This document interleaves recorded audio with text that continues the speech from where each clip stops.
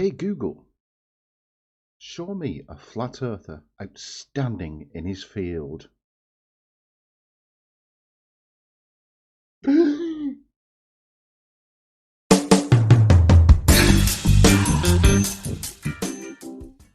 Howdo viewer, and welcome back to my little corner of the YouTube. Now, it is Wednesday, so it's time for Wacky Wednesday. Wacky Wednesday is a playlist that I've created where I call out stupid peoples on an internet. So, today's video is about a gentleman called J.M. Truth, who believes that flawed believers like myself believe the sun to be a big ball of fire in space. Well, we don't really, we think it's a big ball of ionized gas. But anyway, that was by the by. Hope you like the new layout. I thought I'd do something a bit interesting rather than just have my fat face in the middle of a screen talking to you guys. So I've given a little bit of a distraction. It's not animated or anything, but I just think it's pretty good. And I hope you do too. Let me know in the comments below if you don't like it. I'm still going to keep it, but anyway, comment anyway, because it's activity on my channel. Anyway, J.M. Truth, he has a problem with the heliocentric model, so we're going to try and help him out. He seems like a genuinely nice fella, so I'm not going to go too hard on the absolute conspirator whack job. So let's see what he's got to say for himself, shall we?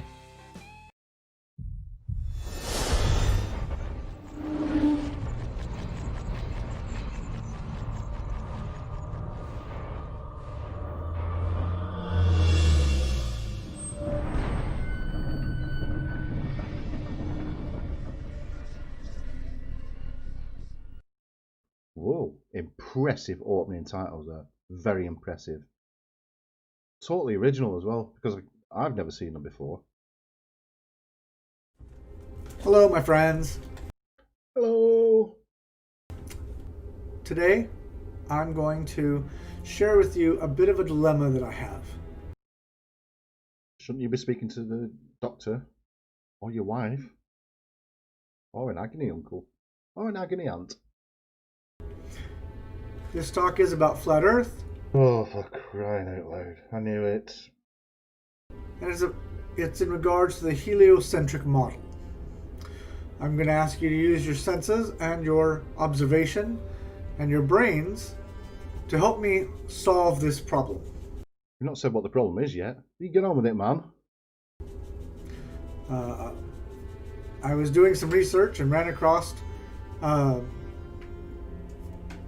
this presentation, and quite frankly, I can't solve the problem either.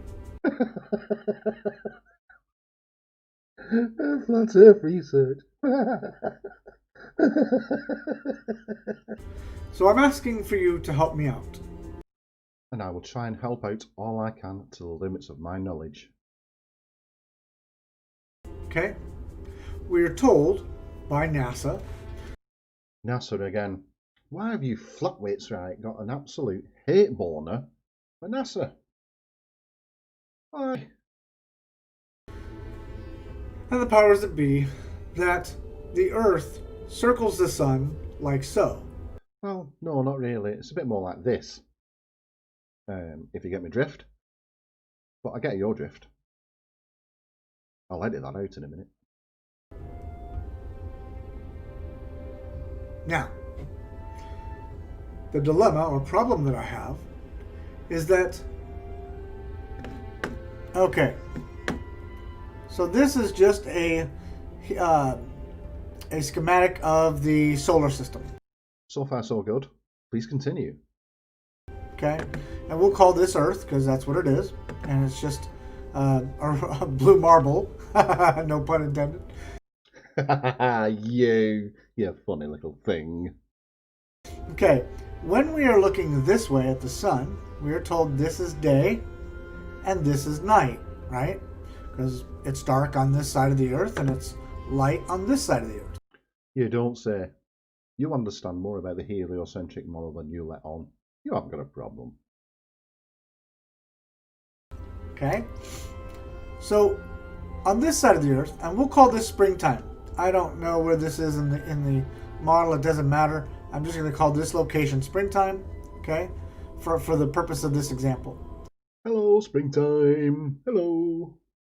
Now, we're able to see the Big Dipper over here, okay? Plus the Earth is spinning, right? So let's call this springtime, and we're able to see the Big Dipper over here, okay? We're able to see this image. So far, so good. Are you sure you're as dim as you look?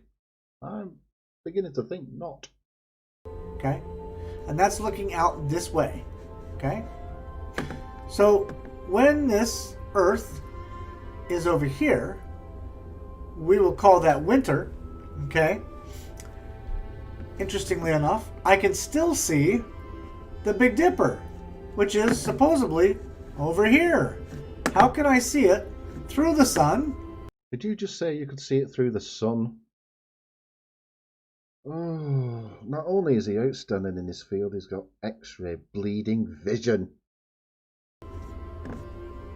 If it's over here. Right. I don't know what you're trying to get at here. Are you trying to say that the Big Dipper is shifting with us, or what? I don't know what you're trying to say. The Big Dipper, or to give it its proper name, is Ursa Major, which makes me sound a bit more clever than I actually am.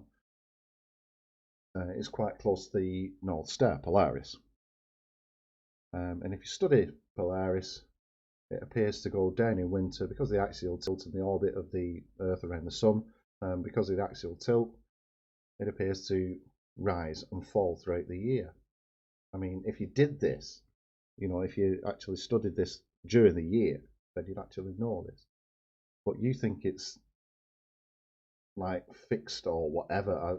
I don't know what you're trying to get at here. I genuinely don't. So it looks like I'm failing in my quest to help you with your dilemma. Okay. But it's not over there. Because when I'm looking, right, this is day and this is night. We established what day and night was earlier on. So the Big Dipper I'm looking at is over here. How is it possible to see the Big Dipper over here and over here according to their model? I think I understand. Finally. And it's only taken me, or it's only cost me a few minutes and a few billion brain cells. What the explanation that you're looking for is that we are moving with the stars, the planets, and the constellations and everything. We are moving with them. Now, that's the explanation. Yes. You think you're seeing it from that direction and that direction and that direction, but we're not, because we are moving with them. Whew. I've got it. Thank me later. Now, it gets weirder than this, folks. Okay? If this is spring, okay, we'll call this summer. I can see the Big Dipper over here. Well, that's interesting, because that means this would be winter. But I can see it over here too. I've explained it all. Did you not listen to me earlier on, JM? Come on. Wake up. Yeah. Out here.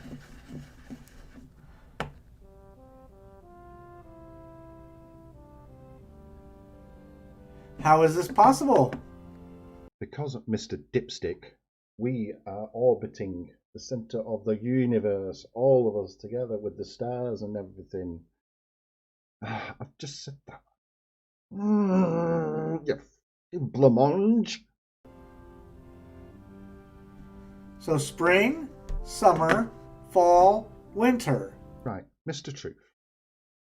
every winter, every spring, once every winter. Once in the winter, sorry. Once in the spring, once in the summer, and once in the autumn or the fall.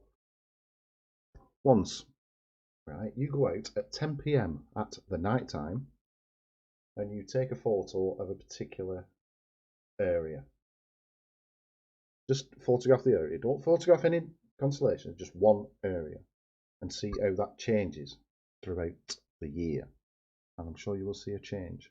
Some of it will fall and rise. Some stars you won't see because some stars are seasonal stars. So you only see them, for instance, in the summer or the winter or the spring, etc., etc., etc. So do that for me, please, if you can. With your P1000.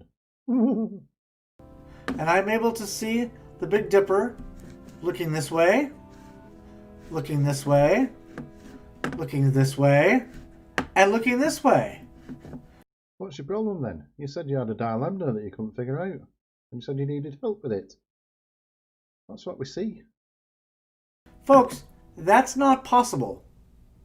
Yes, it is. But you know how it is possible? It is possible on a flat Earth. How? That's how it's possible. Oh. Because on a flat Earth, I'm looking up and the stars are going around this way overhead. So why did they go the other way in the southern hemisphere? Explain that on a flat Earth. Oh, my arm's tired. That's how it's possible, folks. Also, if you look at the Polaris, or the North Star, okay, the stars are spinning. And we clearly see the North Star. Now, in order for that star, which, by the way, hasn't moved in millennia, thousands of years, hasn't moved an inch, the North Star. Well, I beg to differ, because in ancient Egyptian times, I think the North Star was Thuban. And I think in about 20,000 years, it will be called Vela or Vila or Vila, something like that. Anyway, I'm just doing this from memory. Sorry. How is it possible? How is it conceivable that it hasn't moved? Well, it has moved. I've just explained why. And if you look at your time-lapse photography, you can see the North Star. And it'll make just a tiny, tiny, tiny little circle. So it does move. Because that means I would have to be assuming that the entire galaxy wobbles and moves at the exact same speed and motion as the Earth. Why would you need to assume that? Nobody believes that anyway, because it doesn't. Everything has a gravitational influence on everything else. So, it moves at different, things move at different rates, obviously. I mean, I think Venus, one of the planets has a day that only lasts 12 hours or something. Uranus takes 84 years to orbit the sun when it only takes, things like that. So things move at different rates due to different gravitational influences is my point. So I don't know why you need to assume anything else, really. Now that NASA's already said is not even possible. And how is it possible that we have a wobble, but yet when I take this time-lapse photography, there's no wobble in this. Like I said, the North Star stays firm. But the light coming from each and every star is millions, if not billions, of years old. If they could see us now, some of us will be watching dinosaurs, other stars that are further away. If they could see us in their real time, they would see us like first crawling out the sea, millions of years ago. So what I'm trying to say is the light from those stars is millions and millions, if not billions, of years old. So why would you notice a change if it's taken billions of years to get here? Why would it change that much, or as much as you're expecting it to? That's a dilemma I leave in your capable hands. Because like most people out there, you believe what NASA tells you. But the thing is, you see, with NASA, they can back it up because they've got like billions and billions of pounds worth of equipment like telescopes and space stations and satellites, and they can take photos of deep space and everything like that. So, yeah. So what I will do from now on, and I promise you faithfully, I will do this. I will unlearn everything that NASA has said. I will not believe a single word that NASA said, but instead, and I'm going to replace it with a video by JM Truth. NASA tells you the Earth is round, so it must be round. Not only NASA, every single serious scientist in the world that's ever lived has told us and shown us using maths or mathematics, truth and proof only lie in mathematics. You can prove anything you like with mathematics. And they've proved the Earth is round many, many, many times over. Or do your homework, and you will find that perhaps the world isn't round. Done my homework, teacher, and it's round. It's always been round. It will always be round. Yeah. You're wrong. I'm right. Sorry, Sensei. And we're not spinning at over Mach speed. No. We are rotating at 15 degrees per hour. Thanks, Bob. 15 degrees per hour. You hold a basketball or a ball in your hand like that and rotate it once in 24 hours. That's how fast we are rotating.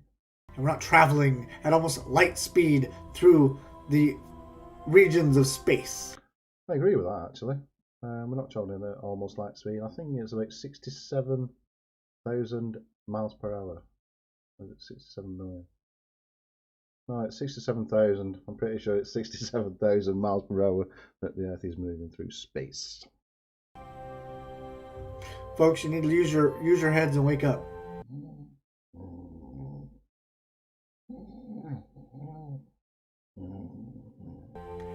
You've been lied to. Lied to. Right, lied to. About what exactly? We all have. I did myself.